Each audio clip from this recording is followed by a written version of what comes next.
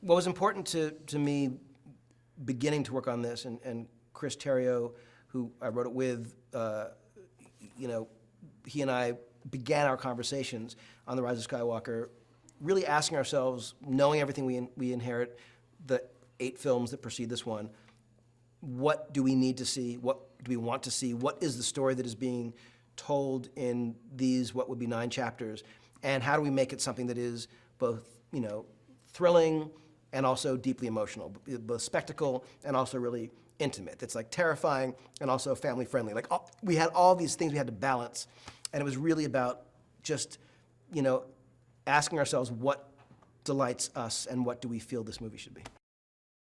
I think it's important for everyone to find their own theme in it. I will tell you that there are certain things that are hugely important to us, but when I think something is made that is made truthfully and you know, a film that storytellers are doing their work to tell, you know, something that is true to them, usually that film resonates, and it's amazing that how many themes you can find for yourself.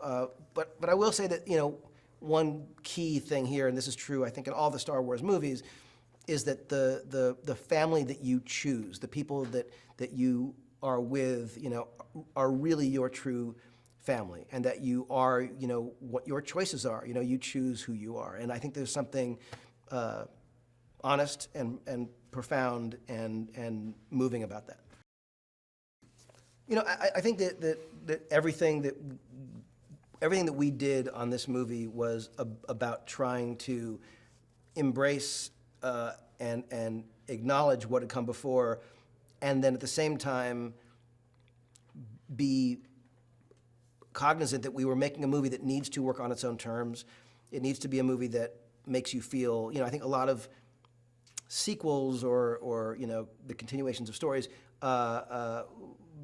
make a mistake of assuming you care about the characters. You know, this had to work on its own. We had to sort of reinvest in the characters, and it wasn't like there was a checklist of, we have to make sure we got her, we got to get him. You know, this was about what feels like it's the right story in our bones, and whether or not, you know, that's what works for other people is of course up to them. But it was not about saying, oh, we need to make sure we get this list of characters in the movie. It was who needs to be in the movie, who is determining for us that they're in the movie, as opposed to our choosing them.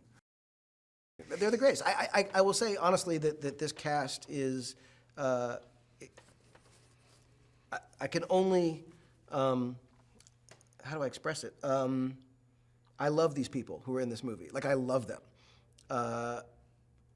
To a person. I mean, it was just the greatest thing to go into this kind of, you know, project. And Chris Terrio was saying that it's like, making a movie like this is a bit like, you know, being in a war. You know, you go to the front every day, and whatever happened the day before, you have to bring your best and your strongest and keep going. And to have these kind of, you know, soldiers alongside you, you know, these actors who are just so elevating the material all the time, so giving, so thoughtful, so wonderful together. Their alchemy is unmatched. And to see the performance that Daisy Ridley gives in this movie, it's something to behold. I mean, the range of emotion that she has to, you know, communicate in the course of this film is, you know, pretty vast and extraordinary, and she just killed it. So I can't say enough about all of them, especially Daisy, who's essentially in, you know, nearly every scene in the film. One of the first things that crossed my mind when Kathy Kennedy called to ask if I'd come back to do this film was getting to work with John Williams again. The opportunity to collaborate with him, you know, I would drop everything at any moment to get to do that. So, you know, he is the best. He's an extraordinary man, not just a superheroic talent. And I cannot say enough. I can't wait for you to hear some of the new themes too. We knew we couldn't tell the story of this movie, wrap up the Skywalker saga, and not have Leia in the film. Not just because she was a Skywalker herself and you know, leads the Resistance, but also because she's the mother of our villain.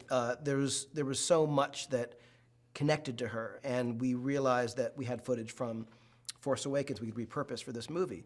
So we wrote scenes entirely around her, what we had shot, and we approached them very much like shooting, the other side of a scene with an actor that wasn't available. Meaning, sometimes in this film, Oscar couldn't be there on a certain day, or John couldn't, so we would shoot the other side of that scene. We did that with these scenes with Leia, only the side for Carrie had been shot 4 years earlier. So it was a bit of a puzzle. And had we had Carrie, of course, we would have done other things, additional things. But I think we're very lucky to have had the footage that we had to work with her.